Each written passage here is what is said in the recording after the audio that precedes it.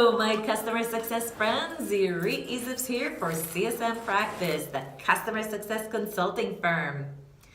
Today, I want to talk about what to do with your health score.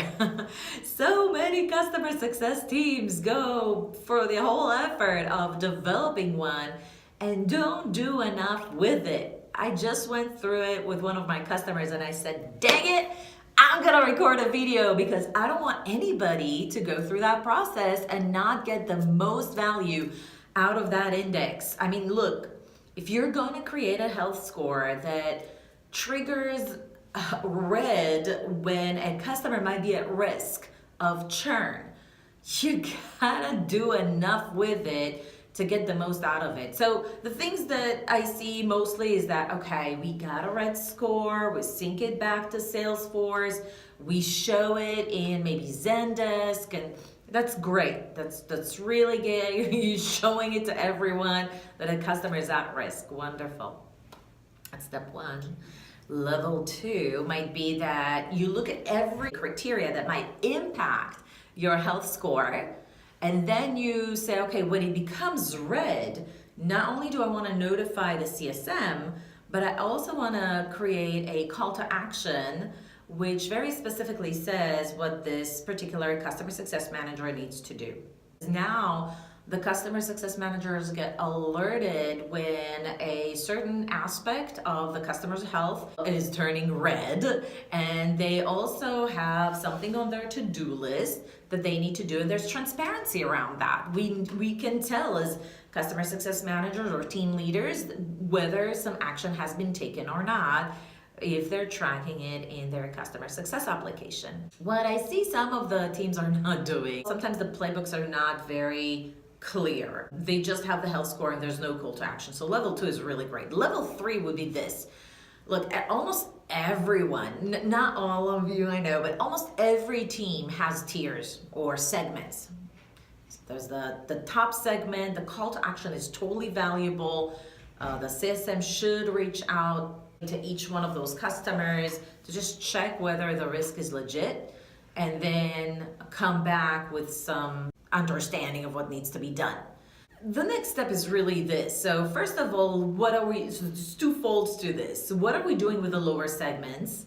I think that, for example, if you get a detractor score, the action item, if it's a very strategic account, obviously you want the CSM to call them. But if you have 10,000 customers or so, 1,000, even 200 customers in your lower tiers, then you may want to send them an email when there's a detractor score to reach out and invite them for a meeting with your CSM. You don't want the CSM to start calling them again and again until they get them on the phone or manually send that email, because you can automate all of that, first of all. And second of all, just sending one email is usually not enough. What do I mean? You want to set up a sequence email, because sometimes your customer is busy, they're already upset, they're probably not going to answer the first time. It's kind of like when you date someone and you had in a fight, they're probably not going to answer your call for a few days unless you're really, really bugging them and really show that you want to hear from them. So it's kind of like a sequence email, right? So the sequence email, you're going to bother again and again and really tell them, hey, I want to talk to you. I want to schedule some time to meet and really listen to what bothers you. So I highly recommend sequence emails. They're much, much more effective than just sending out an email directly from the CSM. Now, if you do want the CSM to send out an email, fine. Give them a template of how to write that email so that they don't need to think about it again and again. And there's a consistency of the approach and the language that's being spoken when a customer is upset. Enablement is a really key. Automation for lower tiers is also key. And don't just send one email, but consider sending sequence email regardless of what the red score is. The other thing that I would like to recommend, and so it's like level 4, is for the strategic accounts. So we talked about the lower tiers, let's talk about the higher tiers. The CSM called, and let's say they did identify that there's a risk. Usually, some of the customer success teams that I've already engaged with, there's no specific template on how the success plan should look like, or there's no playbook for a success plan once you define that the customer is at risk. There absolutely needs to be one. Otherwise, nobody in the organization knows what's the strategy to make this account, nurse this account back to health. Nobody knows. Without a success plan template, there's no consistent way of proving the client what we're going to do, whether or not we made progress with it over time, and there's no timeline committing anybody, neither the customer nor you, to a mutually agreed upon plan on what we're going to do to put them in a better position with us. So I highly recommend creating that template and embedding that as part of the playbook when a call to action is fired off because one of your health score metrics is turned red. Now, how to build your health score? I highly recommend listening to a podcast I've done with Ali Mahan from the Churn podcast.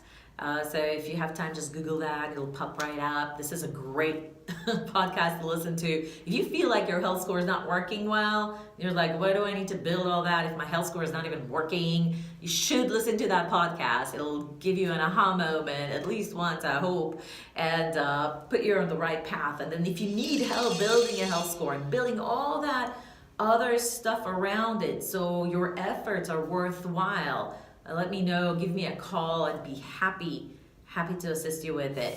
The last level of health score is not just showing the other teams, but actually defining the escalation playbooks and how specifically each one of the other teams is going to play out when a customer is defined as code red or truly at risk.